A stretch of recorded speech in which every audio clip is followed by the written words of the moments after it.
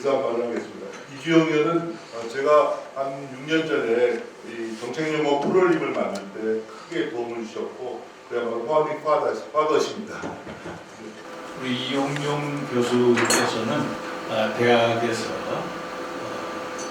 정년을 맞은 이후에도 인왕한 TV라든지 보수의 가치를 수호하기 위한 활동들을 끊임없이 여러 정책 토론회를 개최하는 등에서 때로는 전사로서 치열하게 싸우고 하고 또 때로는 학자로서의 연구와 또 교육을 통해서 보수의 가치를 수호하는데 늘 앞장서 온 그런 지식인이십니다. 올 한 해도 이 자리에 계신 여러분들이 많이 후원해 주시고 성원해 주신 덕분에 그래도 푸를림 정책연구원이 또 올 한 해 잘 좋은 성과를 거두고 가는 것이 아닌가 생각이 듭니다.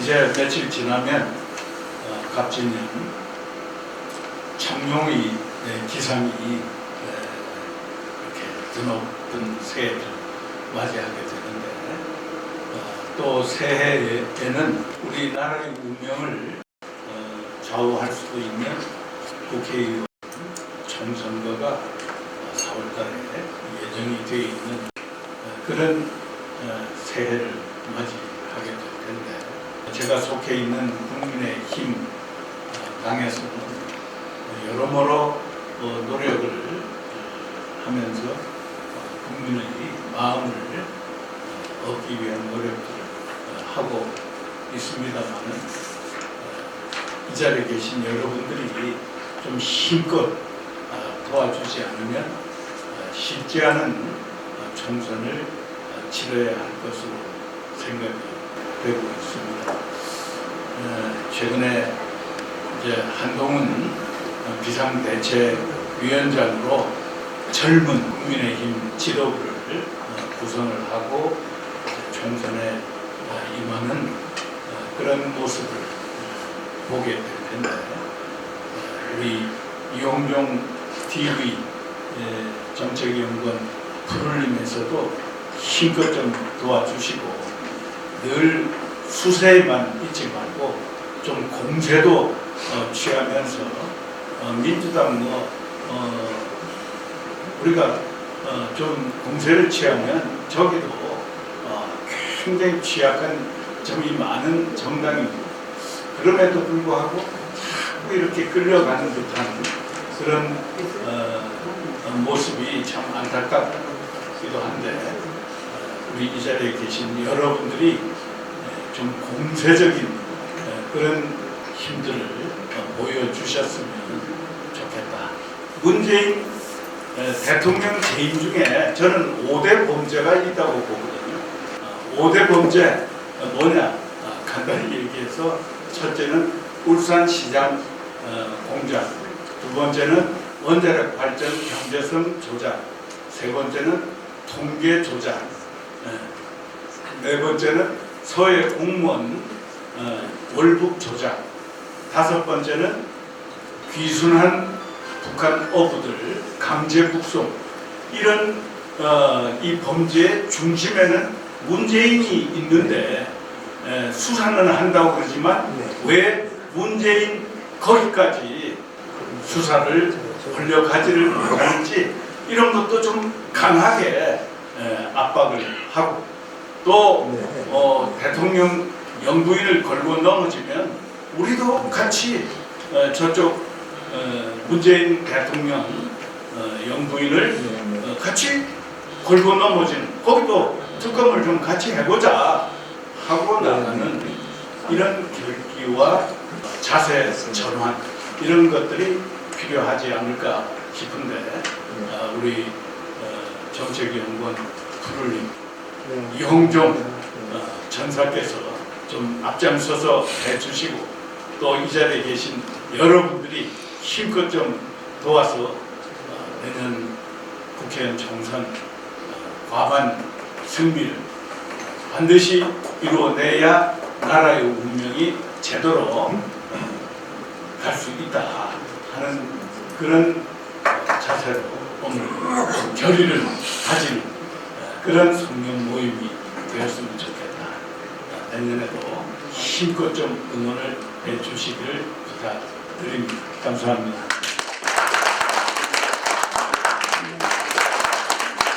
조성철 교수님 양력을 간단하게 설명드리겠습니다. 조성철 교수는 1957년 경기도 시흥에서 태어나서 연세대 물리학과에서 학사, 석사, 박사를 했습니다. 그리고 현재 원광대 반도체 디스플레이 학부의 명예교수로 있습니다. 조성철 교수님을 뜨거운 박수로 환영해 주시기 바랍니다.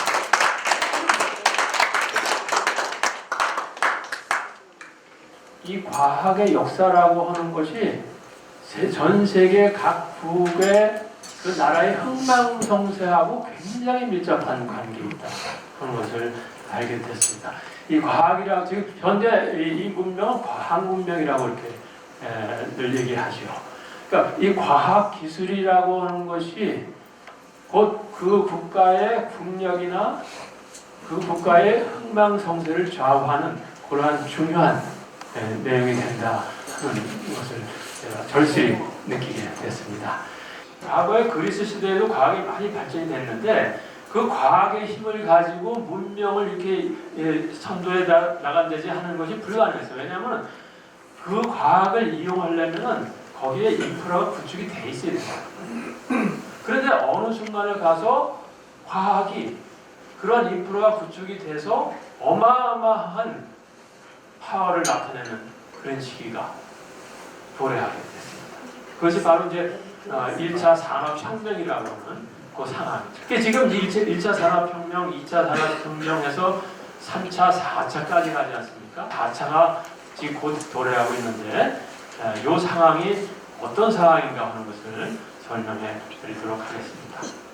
자, 우주가 138억 년 전에 탄생이 됐다. 138억 년 전에 어느 한 점에서 어마어마한 에너지가 대폭발을 일으켜. 그래가지고 그 파편들이 사방으로 퍼져나가. 지금 계속 퍼져나가고. 그 퍼져나가는 속도는 빛의 속도보다도 더 빨라요. 그렇게 역으로 현재 퍼져나가는 이 속도하고 우주의 크기하고 이걸 역으로 계산하면 138억 년이 나온다. 우주가 탄생이 되면서는 어떤 물질이라고 하는 것이 지금처럼 형성이 되는 것이 아니라 아주 물질의 기본이 되는 소립자들 뭐 이런 것들을 구성이 돼 있어서 조금 시간이 지난 다음에 원자가 만들어지고 분자가 만들어지고 이렇게 되는 거죠. 46억 년 전에 태양이 탄생이 됐는데 이 태양은 이미 어떤 큰 별이 있는데 그 별이 엄청 오래 이 태양처럼 빛을 내면서 핵융합을 하다가 나중에는 늙어서 대폭발을 일으키게 돼요. 그러니까 핵융합을 오래 했기 때문에 무거운 것들이 여기 많이 쌓여 있었겠죠. 그래서 이 대폭발을 하는데 그것을 초신성이라고 하는 거예요. 광학용어를 들여다보면 저기 지금 초신성이 폭발하고 있구나 하는 것을 많이 찾아낼 수가 있어요. 이 폭발을 하면서 그 중에서 가벼운 것들이 모여가지고 태양이 되고 무거운 것들이 모여서 지구나 뭐 금성이나 이런 것들이 됐다는 거죠. 이 태양계는 탄생이 거의 같아요. 태양이. 그러니까 지구도 46억 년 전에 같이 태어났다는 것인데 이 태양도 수명이 있어서 앞으로 한 뭐 46억 년 정도가 더 지나게 되면은 그때는 이제 소멸하게 됩니다. 그러니까 지금 태양은 아주 뭐 나이를 100살 수명이 100살이라 그러면 50살 정도 되는 거죠. 35억 년 전에 생명체가 탄생이 됐습니다. 아까 말씀드렸지만 어떤 기본적인 입자들이 모여가지고 점차 무거운 것이 됐는데 걔네들이 합쳐져가지고 어떤 유기체라고 하는 것을 형성. 그래서 뭐 탄소나 뭐 이런 수소나 이런 것들이 유기체가 형성이 되는데 어느 순간에 얘네들이 자기하고 똑같은 것을 자기가 만들어낼 수 있는 능력이 생겨요. 그러면 그것이 바로 생명체가 되는 것입니다. 굉장히 신비스러운데 어떻게 해서 생명체가 탄생이 됐을까, 시작이 됐을까 하는 거는 그거는 미스터리인데 어쨌든 자기하고 똑같은 것을 만들어낼 수 있어요. 얘네들이 복잡한 구조가 만들어지고 세포가 만들어지고 하면서 결국 지금 최종적으로 제가 봤을 때 이 전 우주를 통틀어서 가장 잘 만들어지고 가장 복잡하고 이러한 생명체가 바로 인간입니다. 정말 잘 만들어져 있습니다. 생명체들이 태어나서 중요한 일은 뭐냐면 자기하고 똑같은 생명체를 만들어 놓고 가는 거죠. 그럼 어떻게 만드느냐? 그 만드는 설계도가 있는데 그 설계도가 바로 DNA예요. 자, 그런데 600만 년 전에 인류가 나왔는데 여러 가지 종류의 인류가 왔습니다. 인류라고 하면 지금 뭐 유원이라고 해서 뭐 원숭이나 침팬지하고 저는 다른 인간이에요. 굉장히 많은 종류의 인간들이 있었습니다. 그런데 14만 년 전에 탄생한 현생 인류 크로마뇽인 외에는 다 멸종을 했어요. 그 멸종을 한 이유가 뭔가? 그들 스스로가 다른 동물들하고 경쟁을 해서 져서 멸종을 했을까? 근데 그럴 가능성도 있겠지만은 제가 봤을 때는 다른 동물들에 의해서 인류가 멸종이 됐다 하는 것보다도 이 크로마뇽인에 의해서 멸종이 됐다. 딱 한 종류의 인류만 남고 나머지는 싹 점령해갔어요. 근데 가장 근래까지 있었던 그 인류가 네안데르탈인이라고 하는 인류가 있었는데 이 둘 사이에서 2세가 태어날 수는 있어요. 근데 그 2세가 그 다음 세대를 만들어낼 수가 없어요. 호랑이하고 사자하고 사이에서 2세가 나올 수 있죠. 근데 거기에서 그 다음 세대는 나올 수가 없어요. 자, 3차 산업혁명은 뭐냐면 반도체의 발명입니다. 반도체는 원래 처음에는 이 진공관이라고 하는 것이 있었는데 진공관 가지고 라디오 만들고 TV 만들고 다 했어요. 컴퓨터도 만들고 했었죠. 그런데 이 반도체라고 하는 것이 이 진공관을 대체하면서 크기를 엄청나게 줄입니다. 진공관을 가지고 만든 컴퓨터가 있었어요. 크기를 보면요. 진공관이기 때문에 엄청 크죠. CPU가 15m, 45m. 요거 한 15m 정도 될까요? 이 방보다 더 컸어요. CPU가. 요게 컴퓨터 한 대예요. 반도체의 발달이 어느 정도냐면 이게 손톱 크기에 처음에는 트랜지스터가 한두 개 들어갔죠. 그랬는데 곧바로 이것이 100개, 5,000개, 10만 개, 100만 개, 1억 개, 10억 개가 들어간다는 거예요. 지금은. 손톱 크기만 하는데. 그러니까 컴퓨터의 성능이 어마어마하게 좋아져서 지금 어떻게 됐어요? 인간을 앞질러 가는 그런 상황이죠. 그러면서 동시에 뭐냐면 이 컴퓨터의 모든 인류가 만들어낸 지식이 저장이 되어 있잖아요. 그런데 이러한 저장되어 있는 내용들을 우리가 수시로 꺼내서 볼 수 있어야 돼요. 그러려면 이 컴퓨터가 연결이 돼서 인터넷망으로 연결이 돼서 언제든지 내가 필요한 지식을 끄집어 올 수 있다. 그래서 인터넷 통신의 발달이 현재는 전 세계에 있는 컴퓨터가 다 하나를 묶여져 있다. 그러니까 인류가 가지고 있는 모든 지식을 여기다 다 저장해두고 언제든지 우리가 꺼집어서 쓸 수가 있다. 오늘 제가 말씀드리려고 하는 4차 산업혁명이라고 하는 것은 뭐냐? 자, 아까 1차 산업혁명의 핵심이 뭐냐면 모든 기계에다가 기계동력원을 붙였다. 모든 기계에다가 동력원을 기계동력원, 전기기관 뭐 이런 걸 했습니다. 그럼 4차 산업혁명은 뭐냐? 모든 기계에다가 인공지능을 넣어서 네가 알아서 만들어내.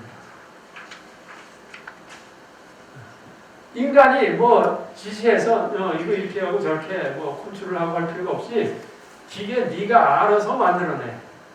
그러면요, 얘네들이 지금은 지네들이 더 좋은 방법을 찾아서 만들어내. 앞으로는 더 그런 것들이 가속이 돼요. 인간이 이렇게 만들려고 했는데 그보다 더 좋은 방법을 지네들이 찾아서 만들어요. 이제 기계가 지가 알아서 일을 하기 때문에 주변 상황을 자기네들이 알아야 돼요. 예를 들면 자율주행 자동차가 있다 그러면 주변에 자동차가 몇 대가 있고 신호등이 어디에 있는지 이런 걸 지가 알아야 지가 하죠. 그러니까 이런 것들이 뭐냐면 전부 센서에 의해서 인식을 하게 된다. 이 빅데이터에 모든 정보가 있어요.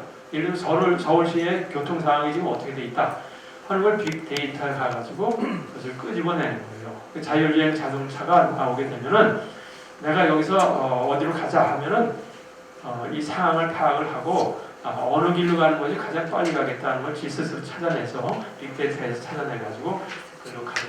그러니까 이제 여기서 컴퓨터 성능이 좋아지고 통신이 빨라지고 그래서 좀 5G, 뭐 6G 이런 쪽으로 가려고 하는 그런 상황이죠. 그러니까 인공지능이라고 하는 것을 우리가 이제 다시 한번 이제 정리를 해보면요, 인간과 유사하게 사고하고 판단하는 종합 시스템이에요.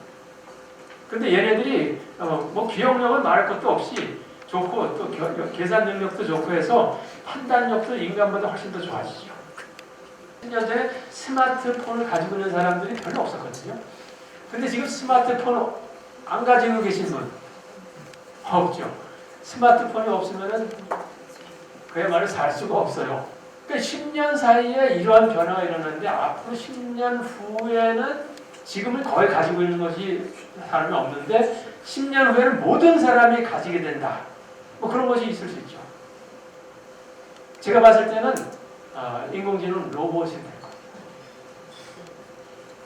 아마 인공지능 로봇을 항상 여러분들 옆에 두고 내가 필요한 모든 것을 지시하고 잠을 듣고 이렇게 해야 될 것입니다. 일반 컴퓨터에서는 이제 개 사진을 쫙 보여주고 이건 개고 고양 사진을 보여주고 이건 고양이다. 그럼 나중에 어떤 사진을 딱 줬을 때 얘가 이건 개고 이건 고양이다라고 판단을 하는 것이 일반 컴퓨터예요. 그런데 인공지능 컴퓨터는 뭐냐? 개 사진, 말 사진, 사자 사진 이런 걸 다 주고 니네들이 알아서 공부해라. 그런 상황에서 개 사진을 보여주면은 이게 개다 하고 딱 맞추는 것이에요. 이것이 인공지능이죠. 그러니까 본인 스스로가 뭔가를 지식을 정리하고 해서 생각을 해서 새로운 것을 만들어내고 판단하고 하는 것이 인공지능인데 이런 거 있어요. 한약재의 성분을 인공지능 컴퓨터에 쫙 알려줘요. 그러면요, 내가 지금 감기에 걸렸는데 몸이 허약하다 그러면 인공지능 컴퓨터가 처방을 해주죠. 처방을 해줘. 과거에 사람들이 해주지 않은 처방까지 다 정확하게 해줘요. 부작용이 있느냐 없느냐 하는 것까지 다 살펴가지고